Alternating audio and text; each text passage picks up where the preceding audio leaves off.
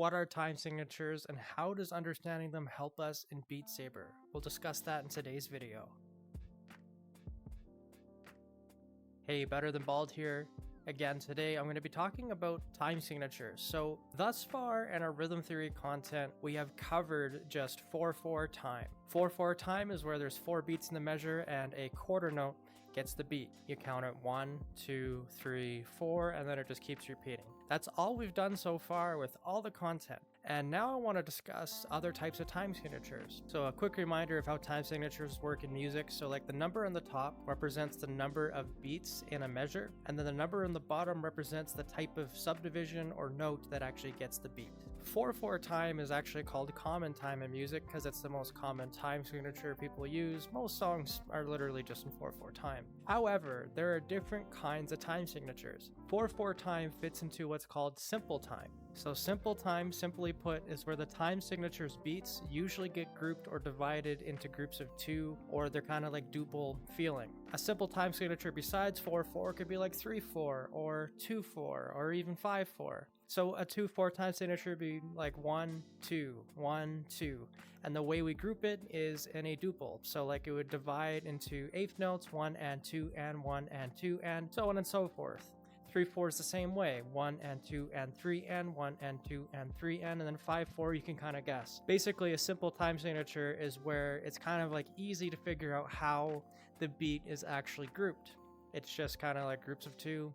And that's how you divide it. It's very simple. Now, this is where things start to get a bit more complicated. There's also time signatures that are called compound time signatures. So we're very used to in 4/4 time, or even the other simple time signatures I mentioned, the beat being kind of like grouped into groups of 2 when it's broken down into subdivisions. Well, in compound, now it's going to be groups of 3. In 6/8 timing, for example, instead of it being like something simple like 1 and 2 and 3 and, in 6/8 timing, it's 1, 2, 3, 2, 2, 3, 1, 2, 3, 2, 2, 3. And it kind of feels like triplets, but it's not, because instead of the triplets kind of being the rhythm that's used for the beat, now it's eighth notes. So that's compound time. We're basically grouping the notes in the time signature or measure in a different way than normal. When you think compound, think groups of 3 rather than groups of 2.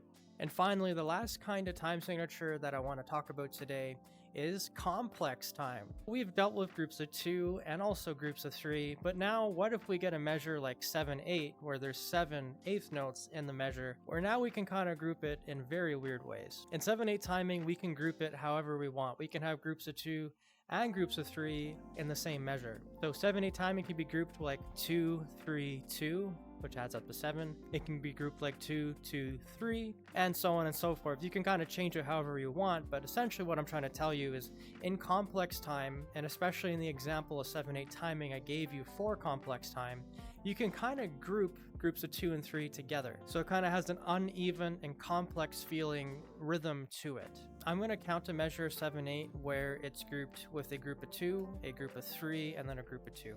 1, 2, 2, 2, 3, 3, 2, 1, 2, 2, 2, 3, 3, 2, 1, 2, 2, 2, 3, 3, 2. Another quick example of complex time would be 5/8 timing. So in 5/8 timing, there are 5 eighth notes that get the beat, and we could group it like 2, 3, or 3, 2. Essentially, with 7/8 timing, or any other complex time signatures, we can mix and play, mix and match the rhythm however we want to. Being able to recognize the time signature, especially if the time signature is compound or complex or simple, is important for being able to follow the rhythm and just count the subdivisions correctly so you can act notes. Sometimes when you're playing tech maps or even just stamina maps, the time signature can be kind of weird, and if you want to be able to like keep track and read the notes properly, you do need to recognize the time signature because it actually tells you how to count the subdivisions, how to feel things.